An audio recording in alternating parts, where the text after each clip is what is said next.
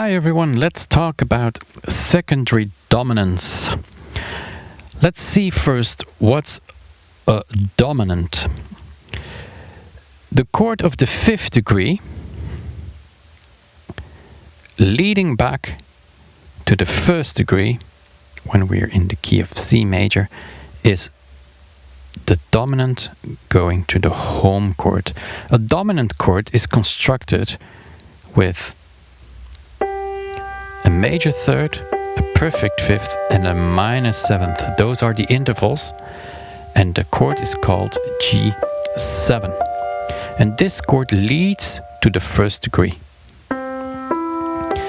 This progression towards the tonic chord is because this is the home chord or the tonic chord or the bass chord. There are different names for it.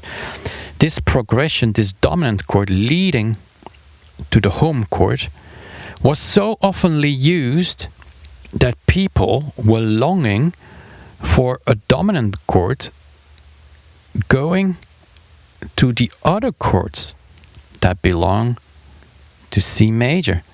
People thought, like, why not create a dominant chord that leads to the second degree chord D minor, or why not create a dominant chord that leads to the third degree E minor. These dominants are called secondary dominants. So this is, so to say, the original, the real dominant, the natural dominant, and all the other dominant chords, self-created dominant chords, are called secondary dominants. Let's first analyze a bit the distance between the home chord and the dominant chord. 1, 2, 3, 4, 5, 6, 7. So when I play the home chord, then the dominant chord starts, the first note of the dominant chord is a perfect fifth above the root of the home chord. Keep that in mind. I'm going to play D minor now. And I have to create a dominant chord leading to D minor. So I do 1, 2, 3, 4, 5, 6, 7. This will be the first note of the dominant chord. Of the dominant chord A7. I already wrote the name of the secondary dominant down here. These are the notes A, C sharp, E, G. How do I know that this is the dominant chord? That's in reference with this dominant chord, the G7. We need a major third, that's 4 semitones. We need a perfect fifth, that's 7 semitones. And we need then this distance, which is called a minor seventh, which is 10 semitones. If you start counting, that will be 10 all the way up to here. So you do this here. From A to C sharp, it's 1, 2, 3, 4. That's your major third. Then 1, 2, 3, 4, 5, 6, 7. That's your perfect fifth. Then 1, 2, 3, 4, 5, 6, 7, 8, 9, 10. That's your minor seventh. So the chord A7 is constructed this way. So that's my secondary dominant leading to the D minor chord. Did you see that there is a C sharp in it? This note is alien to the scale. This is the scale of C major. And now we have created a secondary dominant leading to D minor. And this secondary dominant has a note in it that doesn't belong to the scale. That's what makes this secondary dominant interesting. Suddenly I have an extra note I can use in my melody, if I would like to. You don't have to, but you could. Same goes for E minor. This is E minor. The secondary dominant leading to E minor is the B7. So the B7th chord leads to E minor. Every chord has its secondary dominant. The chord F has the secondary dominant C7. Even the natural dominant, the original, so to say, has a secondary dominant. So this chord has the secondary dominant D7 leading towards it. Then you have two dominant chords behind each other. You see that? The D7 is a dominant chord leading to the natural dominant chord, and this chord will lead us to the home chord. A minor has a dominant chord, a secondary dominant chord called E7. You can see it here. E7 leads to A minor. Now have a look at the last one. The chord B minor flat 5. Remember, your dominant, your secondary dominant, should start a perfect fifth above the root. So 1, 2, 3, 4, 5, 6, 7. My secondary dominant is going to start with the F sharp, while the chord itself, B minor flat 5, is built like this. F sharp 7 is the dominant chord, the secondary dominant, leading to this 7th-degree chord, B minor flat 5. This chord is not oftenly used, so the secondary dominant is not going to be oftenly used either.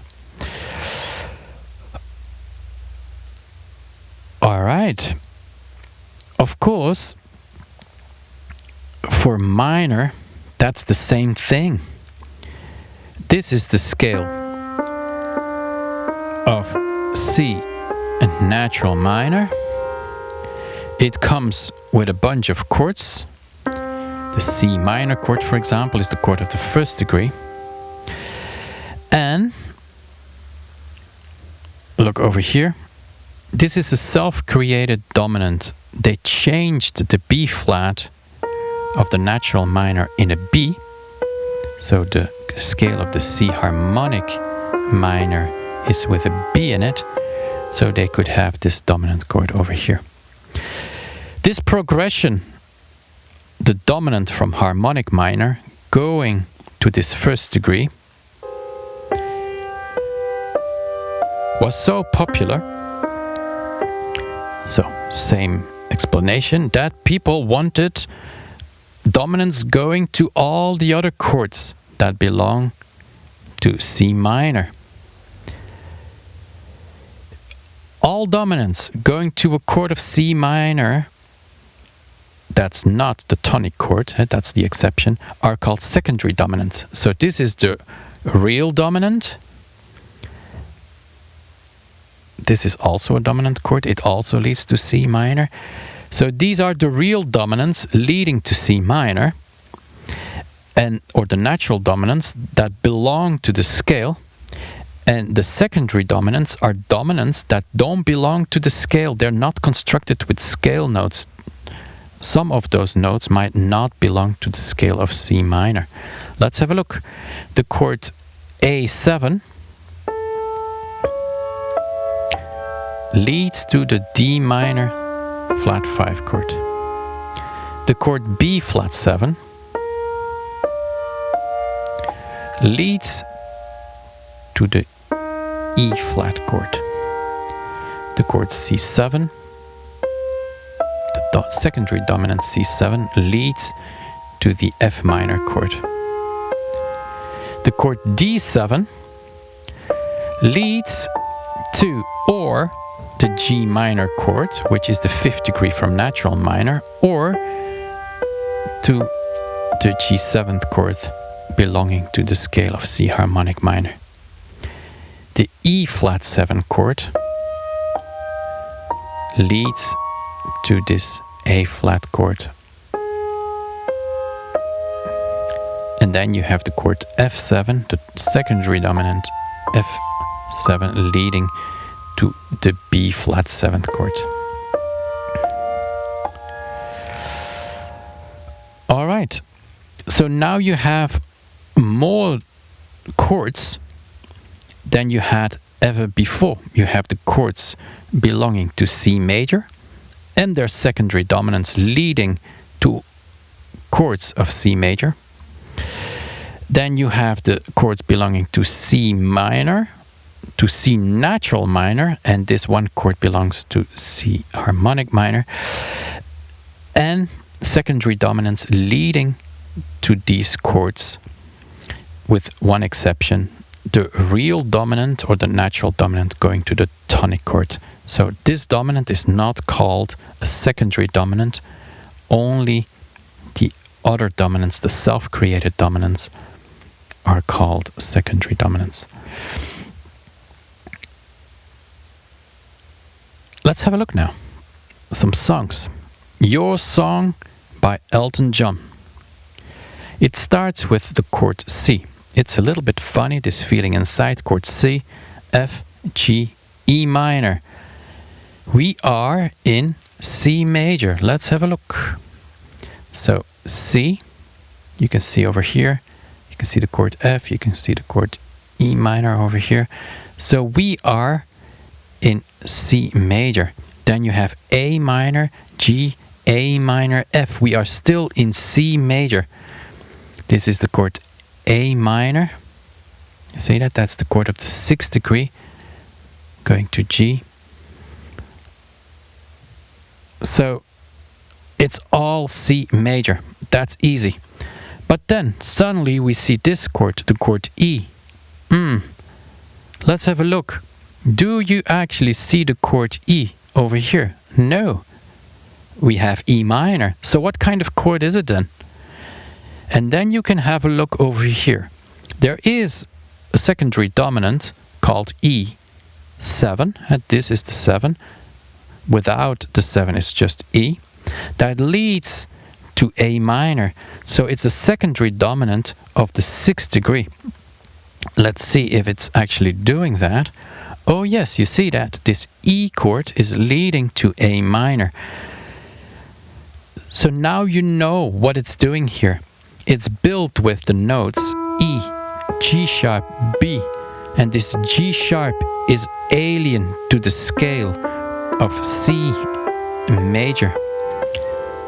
So it will spice it up, spice the song up a bit. It will, it's an extra chord. It's an altered chord. That's another way to say it, because it has a note in it that doesn't belong to the scale. So as you can see, secondary dominants are actually used. Another example is Hey Jude by the Beatles. Have a look over here. You have the chord G, that's the dominant, going to the home chord C. But then you suddenly got this chord C7 leading to F. C7, let's have a look at our list. C7 is a dominant chord leading to the chord of the 4th degree. And that's exactly what happens in Hey Jude. You can see the C7 chord going to the F chord here too. This is the chord of the 1st degree, and then it switches to being the secondary dominant of the 4th degree. Is everything said now about secondary dominance? No, it's not. The chord progression D minor, G7 towards C, so the 2nd degree, 5th degree towards the 1st degree, became so popular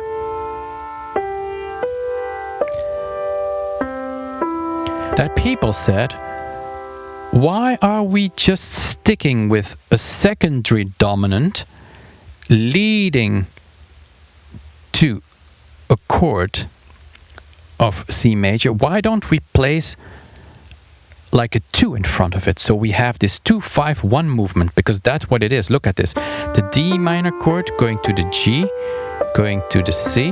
That's the 2nd degree, 5th degree, 1st degree. So you could say 2-5-1 movement. So people wanted a 2-5-1 movement towards the chords of C major. Let's have a look. We are going to have a look first at this chord, the chord of the 4th degree. You have the C7, that's the secondary dominant, leading to the F, and they place the G minor chord in front of it. So G minor, then C7 leading to F. So you have D minor, a minor chord, a dominant chord leading to a major triad. This is called, it's a major chord. The major is not set, it's implied. So this is a minor chord, this is the dominant chord, and this is a triad, a major triad, because the first distance between the first two notes is a major third. So that's what they did too. They created a minor chord, then a dominant chord leading to a major triad. They did the same here for the dominant chord. The dominant chord, you can play a 2-5-1 movement towards it, A minor, D7, towards the G7th chord. So 2-5 towards the 4th degree, a 2-5 movement towards the 5th degree. And that's how they are sometimes called. They say this is the 2 of the 4, the C7 is the 5 of the 4. The A minor is the 2 of the 5, the D7 is the 5 of the 5. Have a look now. If this chord is a minor chord, the 2-5-1 movement is not made with a minor chord, but with a minor flat 5 chord. Why is that the case? Let's have another look here. The 2-5-1 movement in minor is like that. You have the D minor flat 5 chord going to the G7th chord from the harmonic minor and then going to the C minor. So the 2-5-1 movement in minor is a diminished triad going to a dominant chord, going to a minor chord. So that's what they did over here too. We are back in C major. If we create a 2-5 movement towards a minor chord that belongs to C major, then we are going to use this minor flat 5 construction to a dominant chord like this. So it's going to be E minor flat 5, that's this chord, then the dominant A7th chord leading to D minor. Same goes for E minor.